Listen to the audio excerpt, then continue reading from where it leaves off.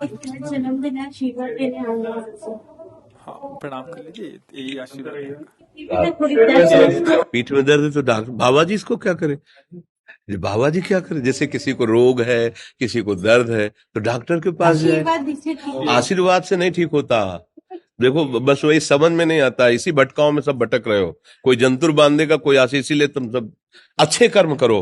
पूर्व के पूर्व कर्मों के पाप से हमें दंड मिलता है। अच्छे कर्म करो, नाम जप करो, माता पिता की सेवा करो, सद्भाव से चलो। अभी ये कर्म नष्ट हो जाएंगे, किसी से जंतुर बंधवाने की जरूरत नहीं, किसी से आशीर्वाद मांगने की जरूरत है। अब नाम जप न करो, खाओ मुर्गा मांस, पियो शराब, करो व्यभिचार करो, तो बाबा जी आशीर्वाद दे दे तो कोई आशीर्वाद काम नहीं करेगा। दुर्गति होगी यहाँ भी और वहां भी। हमारी बात समझो।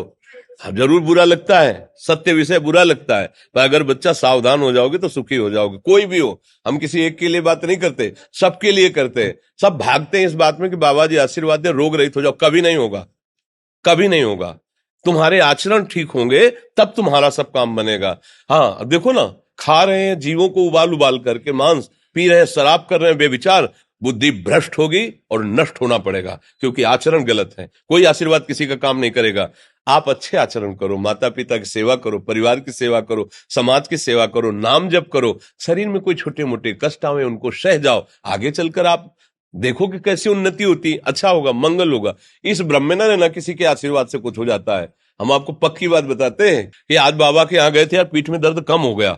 ये तुम्हारा पुण्य लग गया, पुण्य बन गया, तुम्हारा कर्म। तुम आए ना यहाँ, तो जो जो पाग आगे धरे कोटिन यज्ञ समान, साधु दर्शन के लिए भाव से आए तो तुम्हारा वो रोग नष्ट होगा। तुम्हारे कर्म से नष्ट हुआ, तुम सत्कर्म किए ना, उससे कर नष्ट हुआ। बात समझो बच्चा, आप हमारे घर के हो सब।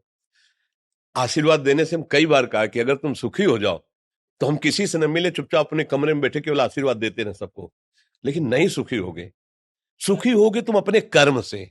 को न काहू के सुख दुख कर दाता, और निज कृत कर्म भोग सुन भ्राता। हे भाई, अपने कर्म का भोग ही आपको भोगना पड़ेगा। कोई भी तुम्हारे कर्म को नहीं मिटा सकता, एकमात्र भगवान। एकमात्र भगवान, मेरी बात मान लेना। उनकी शरण में और नाम जप करो, सब ठीक हो जाएगा। तुम्हारे भजन से होगा, तुम्हारे अच्छे आचरण से होगा, तुम्हारी धार्मिक प्रवृत्तियों से होगा।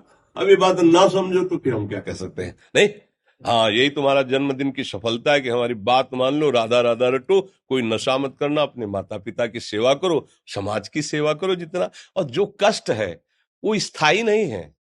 आज विपत्ति आई, कल खत्म हो जाएगी। अभी दिन है, फिर रात आ जाएगा, रात है तो दिन आ जाएगा। ये क्रम चलता रहता है, हमें निराश नहीं होना। सूरवीर योद्धा की तरह हमें जीना है यार, कायर की तरह नहीं जीना है।